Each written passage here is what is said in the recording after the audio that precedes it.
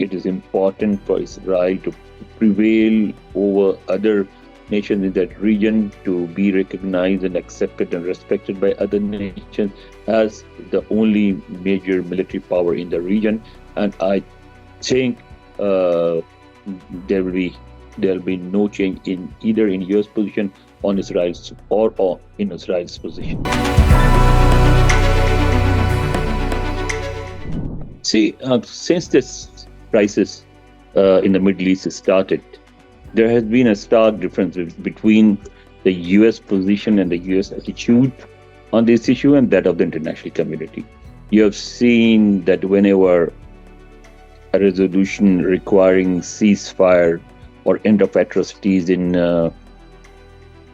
Gaza and other places is presented in the UN Security Council, other nations take one position and the Americans take another position. The US position has been that yes, we are against the killings, we are against targeting civilians and everything, but Israel also has the right to defend itself, and that's why every time something was moved in the Security Council, not every time, but most of the time, they did allow, I think, allow one or two resolutions to pass through, but most of the time they just veto the resolution, because a Security Council resolution has more power. So America does not allow the Council to adopt a resolution. But whenever the same resolution is presented in the UN General Assembly, where the United States does not have a veto power, and all resolutions are decided on simple majority, so you must have noticed that most of the nation vote overwhelmingly in favor of Israel. I mean, a vast majority, like, it is almost like 154 and 30-40 against, sometimes even less. And that shows that the international community, the majority, most of other nations, sympathize with the Palestinians and condemn Israeli actions in Gaza and other places. The same thing is happening with Israeli actions in Lebanon. That's what I noticed with this UN debate, and while talking to other diplomats on the sidelines of these meetings, that they do oppose Israeli aggressions inside Lebanon, but the United States, as President Biden yesterday made it very clear, takes a very different position. I mean, President Biden said in so many words that it does not condemn Israeli actions, and that Israel has the right to defend itself. And some U.S. congressmen and other U.S. politicians, including the former son-in-law of the former President Donald Trump, who will get a key position in the Trump administration if Mr. Trump is re-elected. He also said that not only that Israel has a right to defend itself, rather Israel should continue its actions until it achieves its targets, and which is that that Israel should weaken the Palestinian and Lebanese opposition and the pro-Iranian groups to an extent that they are no more a threat to Israel. So I think this is a pattern that we noticed during previous discussions and previous meetings in the United Nations and other places, and this pattern is going to continue. I do not see that either the U.S. position changing anytime soon, and I also do not see the international community taking a strongly pro-Israeli position on this issue.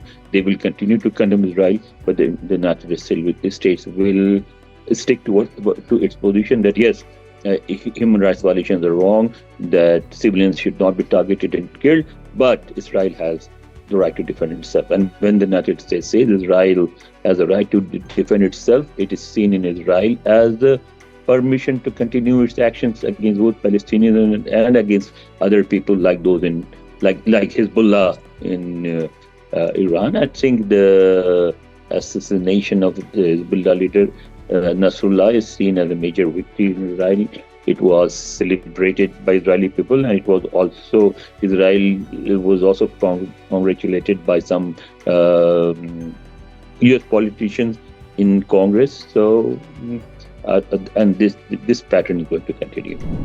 Well, I mean, ISIL and Al Qaeda are declared U.S. enemies. They have also been declared terrorist outfits by the United Nations and almost all other groupings in the world. I mean, even Arab and Muslim states regard them as terrorists. I mean, even when we talk about Hezbollah, we ignore the fact that Saudi Arabia too has declared Hezbollah terrorist outfit. So I think as far as the U.S. action in Syria is concerned, in which about 37 people were killed, that will not be opposed by anyone. But I can understand why it was taken, because there is a possibility that the actions in Lebanon might weaken the Syrian government, because the Syrian government is strongly supported by Hezbollah and other pro-Iranian groups. But weakening Hezbollah means that it can also weaken the Syrian government forces and encourage groups like groups who are associated or affiliated with the Sunni majority in Syria. And America does not want that to happen either. It does not want any major change in the region. It does not want the current Syrian government to be replaced by another set of people who would definitely, if there is a change in Syria, these people, the new setup would include people who have been affiliated with ISIL or Al Qaeda, and the United States does not want that either. So that is why it took this action. You want a frank answer to your question, what will happen next? Well, the frank answer is that these strikes will continue. And if Israel wants, it can continue its strikes for as long as it achieves its targets, whatever the target may be.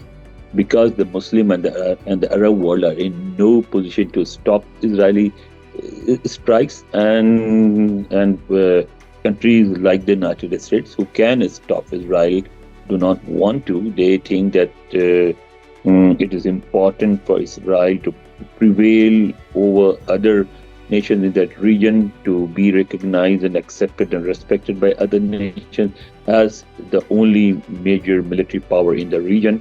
And I think there will be no change in either in U.S. position on Israel's or in Israel's position.